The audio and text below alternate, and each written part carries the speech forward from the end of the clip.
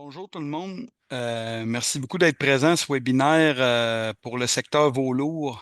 Euh, l'enjeu présentement, les enjeux de financement à court terme sont assez importants.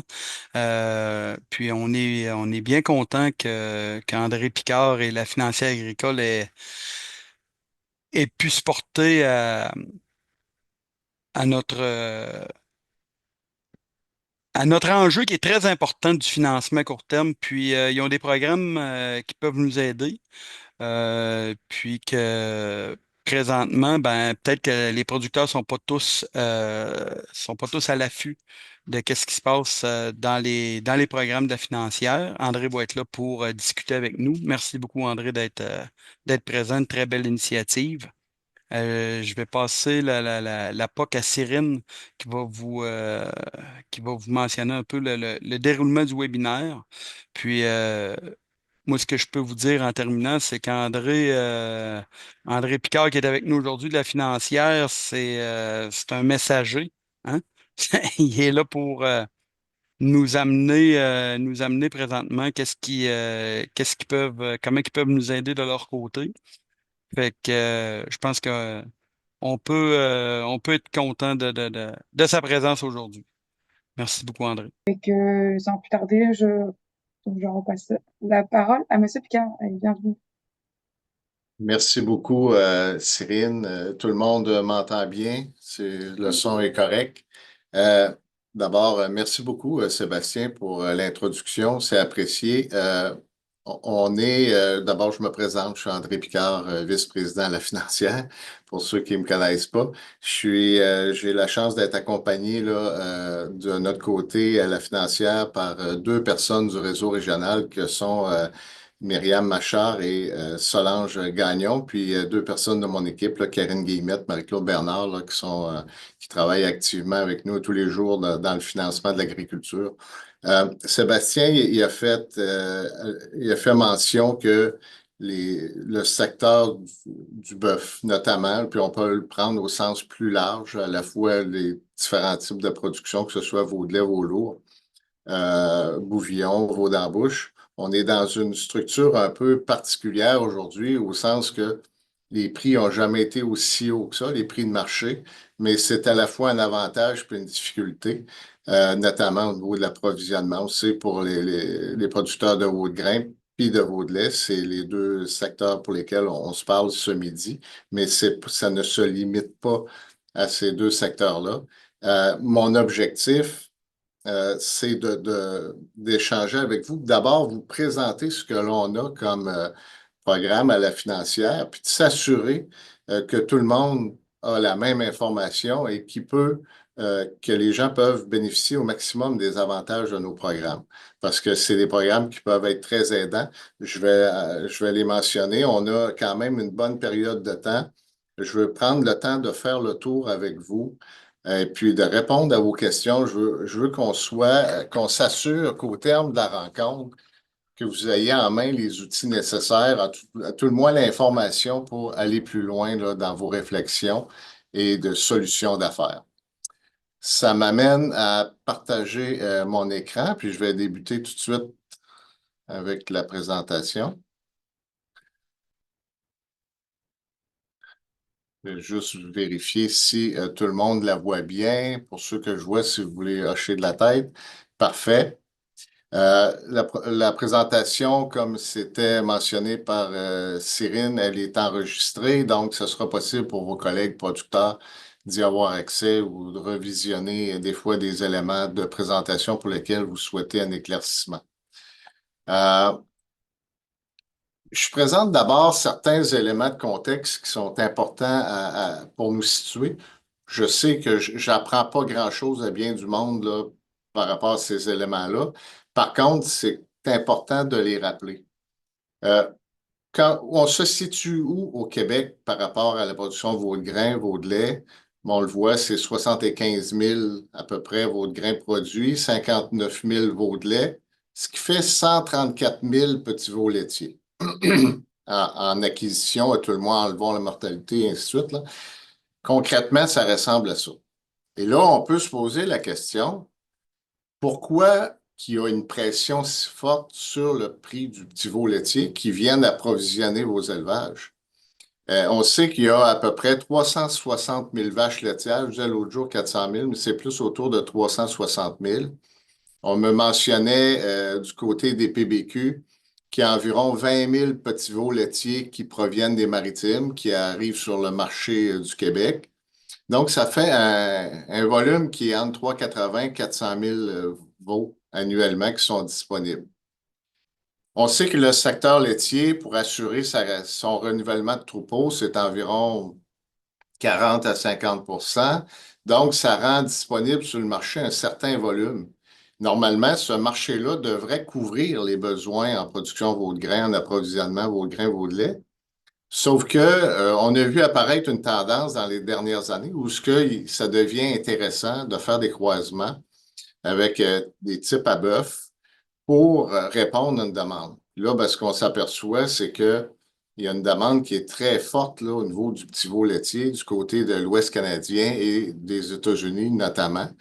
On comprend que du côté américain, ça devient intéressant, d'autant plus que quand on applique le taux de change, le prix, il se voit, il y a un avantage clairement.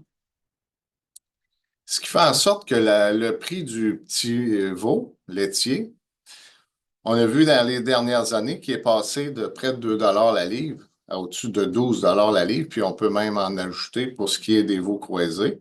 Donc, comme je le présente là, dans un peu plus bas, où ce qu'on a atteint du 16-17 la livre, c'est du jamais vu. Alors que voilà pas un passé pas si loin que ça. On a même vu des producteurs payer pour envoyer un petit veau laitier à l'encan.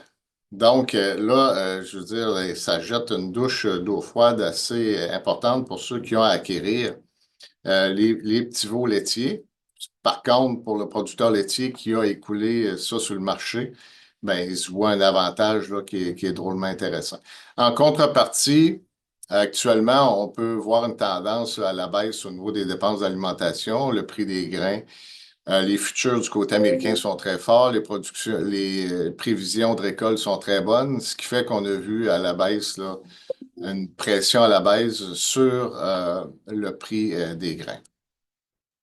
L'évolution, quand on dresse un tableau de la production au Québec, à la fois au niveau je vais rapetisser un petit peu voilà, pour qu'on voit l'ensemble de l'information.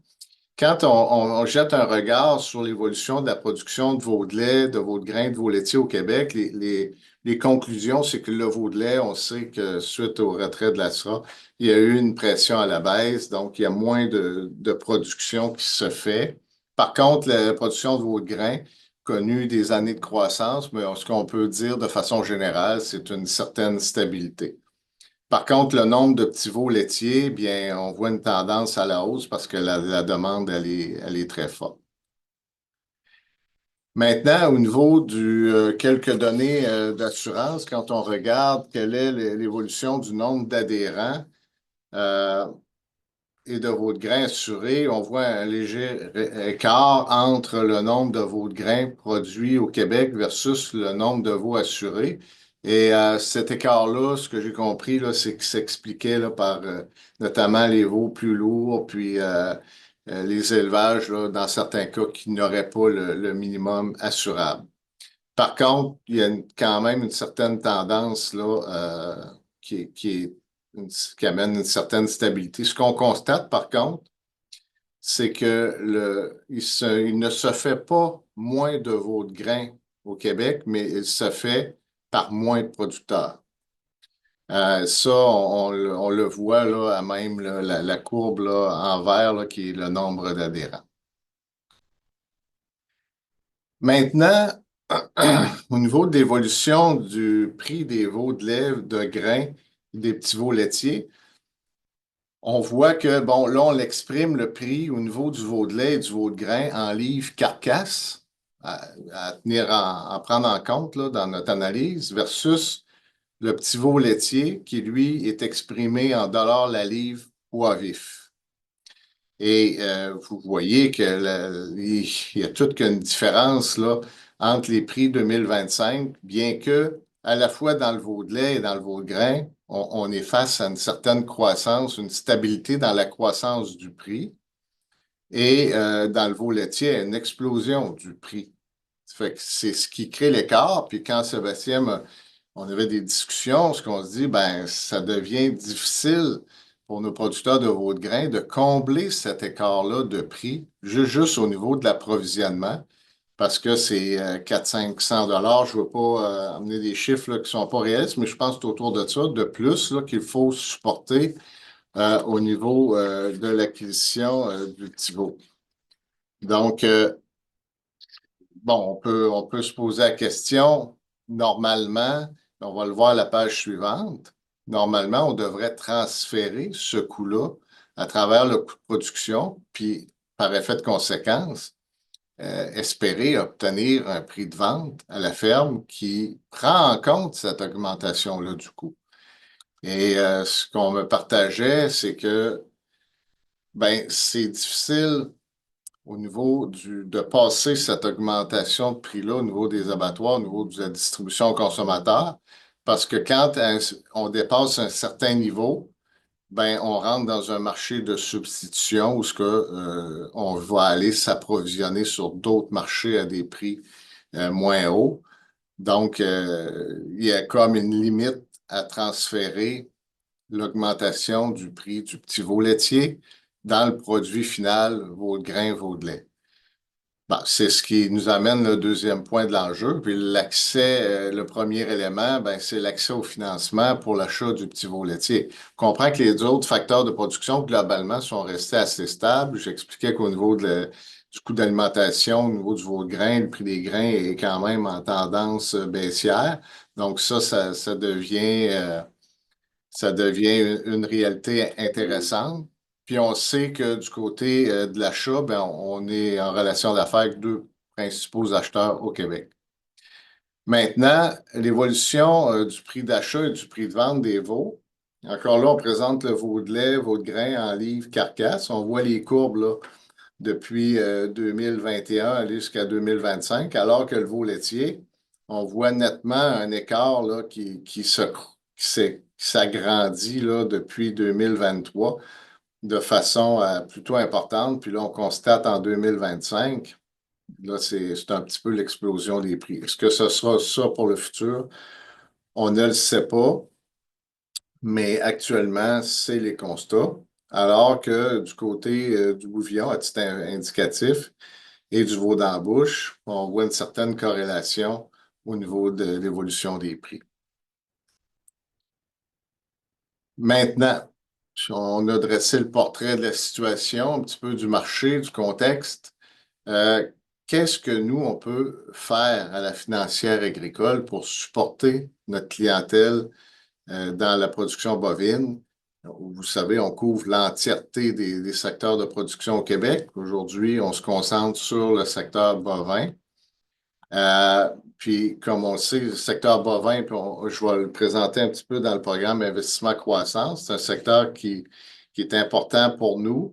Puis, on veut s'assurer d'être présent au sein des entreprises parce que on veut être capable d'intervenir quand les enjeux, quand il y a de la turbulence là, qui se présente au niveau des secteurs de production. Maintenant, programme Investissement Croissance durable. C'est un programme qui, à la base, c'était le programme Investissement Croissance, puis à laquelle on a ajouté le mot durable il y a quelques années. Le programme a été mis en place le 1er avril 2020. L'objectif de ce programme-là, c'est de venir stimuler l'investissement en agriculture, en agroalimentaire, en accordant une aide financière en lien avec les différents projets d'investissement. Et que les objectifs que vous voyez qui sont présentés à la page 10, ce sont des objectifs généraux pour l'ensemble du programme. On va voir plus loin comment ça se décline pour le secteur bovin.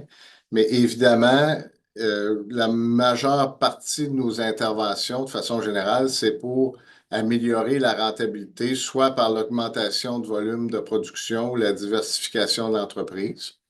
On a plusieurs projets quand même aussi au niveau de la mise à jour, aux normes au niveau bien-être animal. ou des exigences en lien avec l'agroalimentaire, le bioalimentaire. Ça peut être le démarrage d'activités, l'adoption de nouvelles pratiques structurantes pour le milieu, pour le secteur agricole, la valorisation des terres en agriculture, ce qui est assez important aussi, ce qu'on dit, est-ce qu'on peut améliorer le potentiel agronomique des terres qui sont déjà en exploitation et appuyer le fonds de roulement, comme vous le connaissez avec le volet 5, on va le voir là, plus loin. Euh, j'ai Oui, une question qui est rentrée. Vous avez proposé qu'on les réponde au fur et à mesure. Fait oui, que, absolument. donc, je me permets de vous arrêter. Donc, une question, c'est pour le producteur laitier, est-ce que la hausse du prix de vente des petits veaux laitiers a un impact immédiat sur le prix du lait, conséquemment et ajusté à la baisse selon les principes de gestion de l'offre? Ouais. C'est une bonne question. Merci de la poser. Euh, le prix du petit veau laitier, normalement, va rentrer dans l'évaluation du coût de production au niveau de la Commission canadienne du lait, parce qu'on le sait, normalement, le prix du hectolitre de lait ou du litre de lait est actualisé, il est évalué et mis à jour au début de chaque année civile, en janvier ou février, mais c'est en tout début. Normalement, si le prix du petit veau laitier est à la hausse, il devrait contribuer à améliorer le revenu et par effet de conséquence à diminuer le coût de production. De quelle ampleur ça prend dans une entreprise, ben là, c'est sûr que il y a comme une limite d'implication par rapport à ça, mais ça devrait être capté de cette façon-là. Je suis pas un expert là, des coûts de production pour la commission, là, mais c'est de la façon dont je le raisonne. Donc. Ok, merci beaucoup. Si je reviens au programme investissement croissance, ben les projets admissibles, comme ça c'est important, là, c'est que ce sont des projets en lien avec l'activité. Parce que quand on vient qualifier un projet, il vient se qualifier en fonction de la nature de l'intervention liée à la production. Ça veut dire que si un producteur laitier, par exemple, voulait développer son secteur veau dans la bouche, ben, ce serait un projet qui pourrait rentrer dans le PICD volet 2. On va voir un petit peu plus loin là, les volets, mais c'est comme ça qu'il viendrait s'intégrer. Donc, ce qui est admissible, ben, c'est tous les projets qui concernent la construction, la rénovation ou l'amélioration d'un bâtiment agricole. C'est pas pour du remplacement d'actifs. Je donne un exemple. On voudrait refaire la toiture de la grange étable. Ben ça, c'est du maintien, c'est de l'entretien. Ça fait pas partie de ça. Par contre, on veut agrandir, améliorer technologiquement un bâtiment. Ça fait partie des éléments qui sont admissibles. De la même chose au niveau de la modernisation des immeubles par attache, que ce soit les silos, les robots, les systèmes d'alimentation, l'achat d'équipements de production qui vient avec ça. Souvent, ça fait partie d'un tout, là. Exemple, un producteur de veau de grain qui voudrait développer, changer son mode d'alimentation, il agrandit son étable, ainsi de suite. Fait que ça fait partie d'un tout. On décortique pas ça, là. Et si on va plus loin, ben, ça peut, au niveau de l'achat d'animaux reproducteurs, puis je sais que vous souhaiteriez que l'achat d'inventaire des stocks pour faire une rotation d'élevage soit admissible à ça, mais c'est pas ce qui était prévu à l'origine parce que ça engendrerait des coûts, bien évidemment. Mais c'est pour l'achat initial d'un troupeau reproducteur, une augmentation significative, là, on peut parler autour de 25 d'animaux reproducteurs parce que là, on investit pour du long terme. On vient constituer du long terme. Euh, Fait que c'est ce qui était prévu au moment de l'écriture du programme. C'était la volonté, c'est ce qui nous était demandé. Au niveau de la valorisation agro-environnementale, ben, tout ce qui contribue à améliorer les pratiques en termes de production végétale pour améliorer le sol, le drainage, l'échaudage correcteur, les haies brise-vent, ça fait partie des travaux admissibles. Maintenant, si on rentre un petit peu de façon plus précise pour le secteur bovin dont vous faites partie, au sens large, là, c'est à la fois vos grains, vos de lait, vos d'embauche, vos viandes d'engraissement. On voit que le programme investissement croissance, il a il a 5 volets. On est davantage concerné ici par le volet 2. C'est surtout là que vous êtes concerné. Et on a fait des ajustements au fil du temps pour tenir compte des budgets qui étaient disponibles et aussi pour stimuler des secteurs pour lesquels il y avait une certaine décroissance de volume. Parce que je me fais demander souvent, parce que vous voyez, là, je vais aller un peu plus précis, puis j'irai plus loin dans d'autres choses, mais secteur bovin, le financement admissible va jusqu'à 600 000 Puis à 25 du 100 comprenez que par calcul, ça nous amène à une aide financière versée sur 3 ans qui peut atteindre jusqu'à 150 000 je me fais demander à l'occasion, parce que là, aujourd'hui, je vous rencontre, des fois, je rencontre d'autres secteurs. Ce qu'on dit, ben nous autres aussi, on aimerait ça pouvoir accéder à ce volet-là parce qu'on est un secteur en croissance, on veut se développer. Mais pourquoi que c'est réservé au secteur bovin? Puis comme j'expliquais, c'est parce que depuis quelques années, malheureusement, qu'on soit dans le veau d'embauche ou dans le bouvillon, dans le veau de grain, veau de lait, on voyait une certaine stabilité, mais on est plus en mode décroissance en termes de volume. C'est vrai chez nous au Québec, comme c'est vrai ailleurs, en Amérique du Nord, en décroissance de volume un peu partout. Peut-être pas de façon égale, mais globalement, là, c'est ce qui se produit. La- le programme PICD, il est il est fonctionnel jusqu'au 31 mars, c'est 2028-29. On vient de le reporter 5 ans. Le fonds de roulement, quant à lui, c'est jusqu'au 31 mars 2027. Vous êtes concernés, on va en parler un peu plus loin là, du volet fonds de roulement. Ça, ce tableau résumé-là, je vous invite à le garder proche de vous. C'est important parce que on peut venir qu'à être admissible là, à l'ensemble, à une bonne partie de ces volets-là, même si on est en production bovine, puis il y a le jeune entrepreneur. En tout cas, c'est sûr qu'à 25 on va toujours privilégier d'être dans le volet 2, mais ce n'est pas exclu qu'on puisse avoir accès à d'autres volets. Volet fonds de roulement maintenant. Euh, Ça, c'est un élément qui peut drôlement vous aider. D'ailleurs, on a quand même, on va voir les statistiques, là, on a quand même pas mal d'entreprises qui y ont adhéré. Euh, Quand on l'a mis en place en 2022, on disait, bon, ben, on allait pour certaines catégories de chiffre d'affaires et on l'a extensionné par la suite parce qu'il y avait des besoins.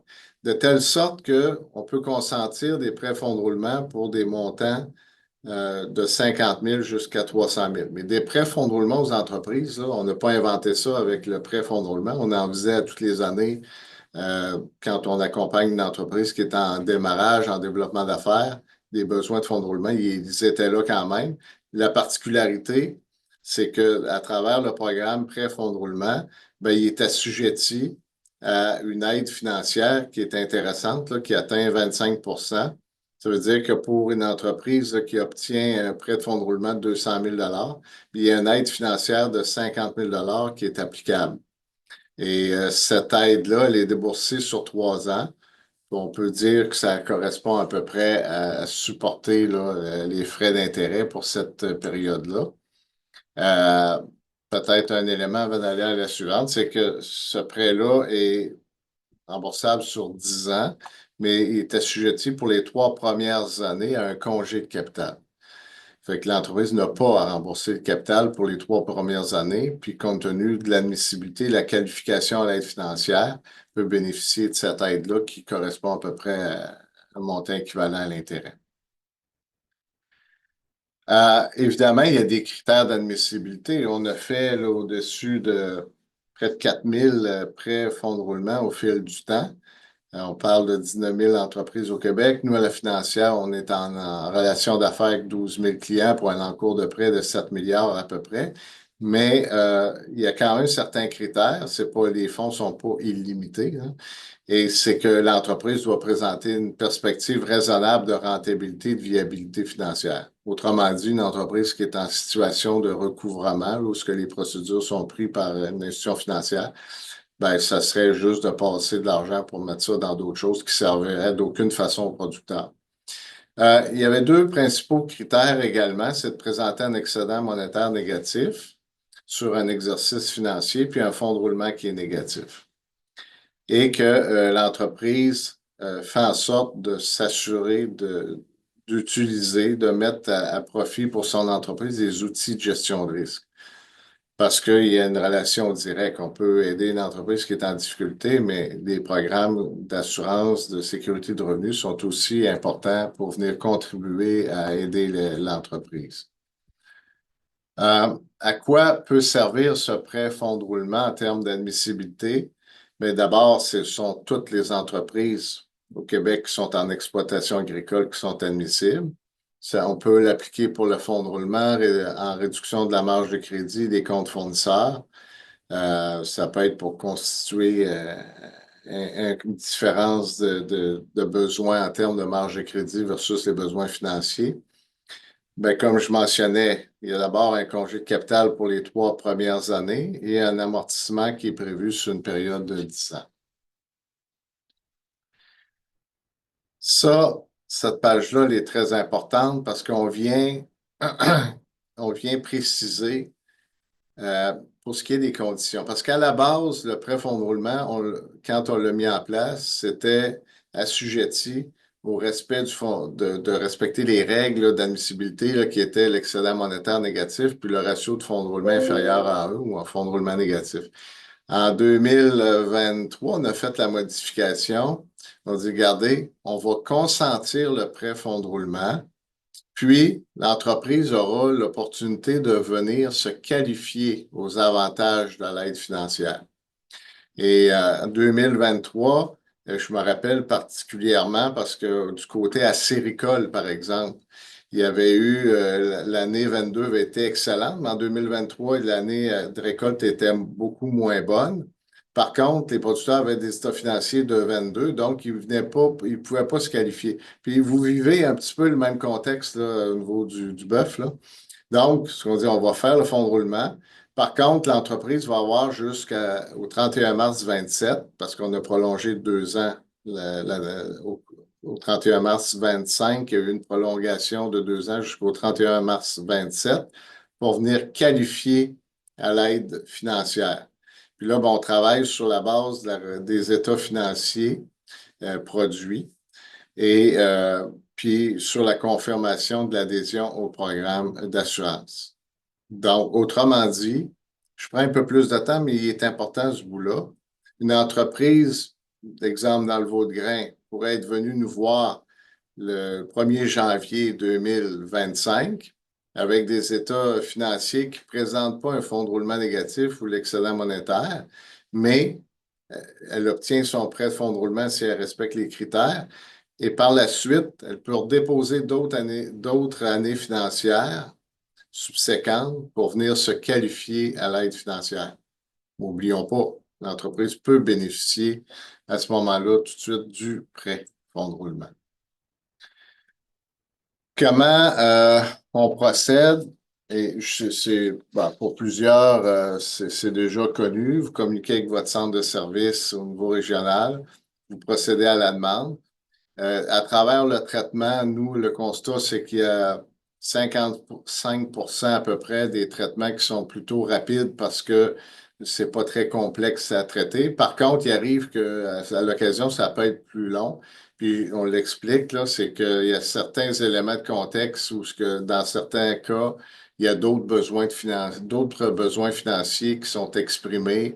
On veut en profiter pour faire une consolidation. On a un équipement à acquérir. Donc, ça amène un traitement régulier. Quelques statistiques maintenant.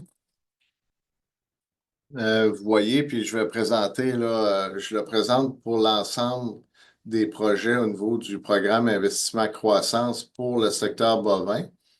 Puis on va voir là, pour le volet 2D à la page suivante là, comment ça se traduit.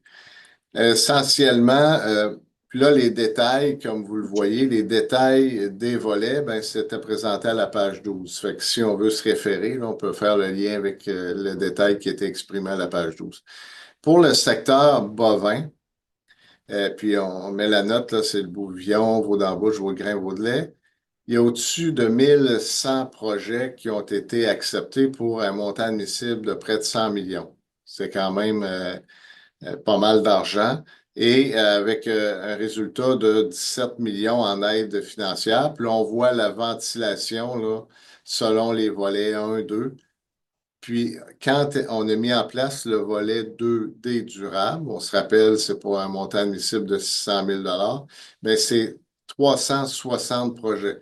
Ce volet 2D-là comprenait euh, le bovin, ovin, caprin. Là, on est dans le bovin. Puis, pour un montant engagé en aide financière de 9,3 millions. C'est quand même intéressant là, comme statistique, comme aide financière là, qui est supportée, qui vient en aide aux producteurs de bovins. Et le volet fonds de roulement, celui qu'on parle là, pour aider l'entreprise à générer de l'activité court terme, de la disponibilité là, financière, ben, c'est au-delà de 140 projets qui ont été autorisés pour un montant d'aide financière admissible de 8 millions, puis un montant engagé en aide financière de 2 millions. Donc ça, c'est des liquidités qui ont permis aux entreprises, de façon générale, de diminuer leur coût d'intérêt parce que, de façon générale, une marge de crédit ou des comptes fournisseurs coûtent nécessairement plus cher que d'emprunter un coût basé sur l'hypothèque résidentielle avec l'escompte de taux. Ah, Monsieur, Monsieur Picard, j'ai oui, une main qui est levée si vous oui. voulez les questions. Ok, normalement, Monsieur Lajoie, vous avez le droit de parler. Oui, André. Oui, bonjour Daniel. Bon. C'est pas compliqué c'est parce que tu parlais de ton admissibilité, mettons, en entreprise en 2024, elle n'était pas admissible parce qu'elle n'était pas à montrer ses états financiers, elle n'était pas admissible. Mais en 2025, elle l'est, là, présentement, là. OK? Quels seraient les délais pour être admissible au prêt fonds de roulement? Faut qu'elle ait Dans- une autre année d'état financier présenté ou c'est au moment où elle présente des partiels? Bon, il y a deux, il y a deux choses dans ton énoncé, là. L'entreprise aurait pu qualifier à son prêt fonds de roulement, exemple, c'est 2024, je pense que tu faisais mention. Oui, Euh, Ça, c'est une chose. Là, sera admissible, elle a accès au prêt fonds de roulement, on émet le certificat de prêt, le prêt se débourse, elle a les liquidités. L'aide financière, c'est l'autre partie. Puis là, ce que je mentionne dans ça, la page 16, je suis revenu à la page 16, c'est que l'entreprise a jusqu'au 31 mars 2027 pour présenter un état financier qui vient confirmer le respect des deux critères d'excédent monétaire et de ratio de fonds de roulement. Ça veut dire que c'est sur la base de la démonstration à travers l'état financier qui est déposé. Et là, ça, c'est pas une action qui est très longue, là. Il y a pas de, OK. c'est pas un second traitement du prêt fonds de roulement. C'est un traitement de la qualification à l'aide financière, ce qui est différent. Et ça, je te dirais, on en fait là, quand même régulièrement, là, parce que depuis qu'on a pris la décision de dire, écoutez, on consent le prêt fonds de roulement, alors qu'il y a des entreprises qui sont venues chercher le prêt fonds de roulement, sachant très bien qu'ils ne qualifieront pas, mais eux, ce qu'ils disent, écoute, c'est une initiative, c'est une décision de gestion que je prends. Moi, ça fait mon affaire, j'ai accès à des liquidités, puis c'est correct pour moi. Alors que d'autres, ben, ils viennent se qualifier par la suite à l'aide financière. Mais faut vraiment nuancer les deux événements. Venir chercher le prêt fonds de roulement et venir qualifier à l'aide financière. Il y en a une très grande partie qu'au moment où ils viennent chercher le prêt fonds de roulement, ils se qualifient automatiquement de par la présentation aux états financiers des critères. Ben, c'est ça. Si les critères démontrent qu'ils n'ont pas euh, un court terme négatif, ils ne peuvent pas, à ce moment-là, accéder au prêt. Ils peuvent se qualifier pour l'aide. Non, non, c'est pas qu'il ne peut pas se qualifier auprès, il peut se qualifier auprès. C'est l'aide financière à laquelle il doit se qualifier par la suite. Bon, Ça, exactement. C'est correct. Mais on sait que nous autres, on vire avec des roulements aux alentours de 6 mois, par exemple, pour produire un veau de grain. à l'intérieur de ce mois, je rembourse, mais je fais une année financière qui est positive parce que j'ai eu. Et là, à ce moment-là, je ne me qualifie plus pour l'aide financière. Parce qu'à l'intérieur de la même année ou de la même année financière de l'entreprise, je ne me qualifierai plus pour l'aide financière à ce moment-là. Mais tu peux te qualifier dans l'autre année, hein. La qualification, là, retenons que c'est juste que la qualification peut se faire à partir du moment où on a eu le pré-fonds jusqu'au 31 mars 2027, qui est la date d'échéance du pré-fonds de roulement, parce qu'il n'est pas prévu que cette intervention-là, au moment où on se parle, se poursuive au-delà du 31 mars 2027. Mais normalement, l'état financier de l'entreprise va venir capter la réalité de la production, là. Oui. Puis l'autre chose, c'est que les besoins peuvent changer en cours de route. On sait, tu l'as mentionné, la valeur du cheptel augmente, la valeur aussi du produit vendu, le produit à l'intrant augmente, mais le produit vendu aussi augmente. À ce moment-là, à l'intérieur, s'il y a eu une demande qui était faite pour, mettons, le premier 100 000, est-ce qu'il peut se bonifier pour plus élevé en cours de route ou il faut attendre que les états financiers soient finis, comme on a déjà demandé, là, comme qui est Bon. mentionné là? Et ça, je vais l'expliquer. Ta question est intéressante et est importante à bien maîtriser, là. C'est le tableau à la page 13. Nous, on a accompagné des entreprises qui, au moment où ils sont venus nous voir, il y avait un chiffre d'affaires de peut-être 1,4 million. Exemple. Fait que là, ils se sont qualifiés auprès de 100 000 de fonds de roulement. Et ils pouvaient ne pas, ils pouvaient qualifier ou pas, là, ça n'a pas d'importance, là, parce que ça ne change pas la finalité. Et l'année d'après, obtenir un chiffre d'affaires, présenter un chiffre d'affaires à même leur état financier de 1,7 million, par exemple. Et là, ce que ça faisait, c'est qu'ils sont venus, ils ont transité dans le montant du prêt de fonds de roulement disponible. Ils se qualifiaient à la base à un prêt de 100 000, mais parce qu'ils ont dépassé le seuil du 1 million, ils sont venus se qualifier à un montant de 200 000 et à l'aide financière qui suit ça s'ils respectent les critères. Ça, c'est possible. Ça se fait. On en a fait là, plusieurs au fil des dernières années, là. Des entreprises qui ont migré parce qu'ils, pour toutes sortes de raisons, là, soit qui étaient, des fois, il y a des cycles de production où qu'une année, on peut vendre un lot et demi, deux lots, puis là, ça vient modifier là, le chiffre d'affaires qui est obtenu. Donc, Est-ce que c'est-tu clair pour toi ce point-là? Parce qu'il est très important, là. c'est pas, je le sais, parce que c'est passé vite et c'est quand même une technicalité importante Ouais, pour ouais. comprendre. C'est beau, c'est juste Ben, ça. tu fais bien de l'amener parce que c'est sûr, nous, on est dedans, pas tous les jours, là, mais je veux dire régulièrement. Mais ce point-là est important. Ça veut dire qu'un producteur peut se qualifier à un montant de financement en fonction des chiffres qu'il dépose, mais ce montant-là peut être évolutif selon la progression du chiffre d'affaires de l'entreprise. Montant du prêt et le montant de l'aide financière également.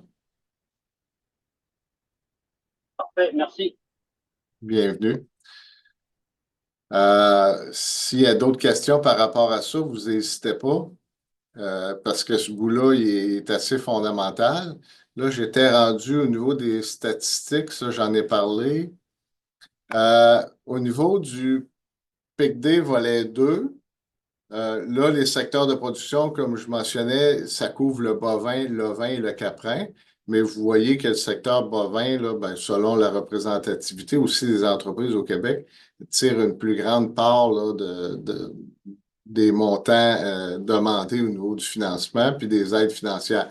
Je tiendrais à vous dire que quand on l'a mis en place, le programme, on avait réservé une somme de 6 millions pour le secteur pour le bovin ovin caprin. En aide financière, on avait précisé ça parce qu'on voulait, à travers le budget global, s'assurer d'une certaine représentativité des trois secteurs au niveau de l'aide financière qui était sollicitée.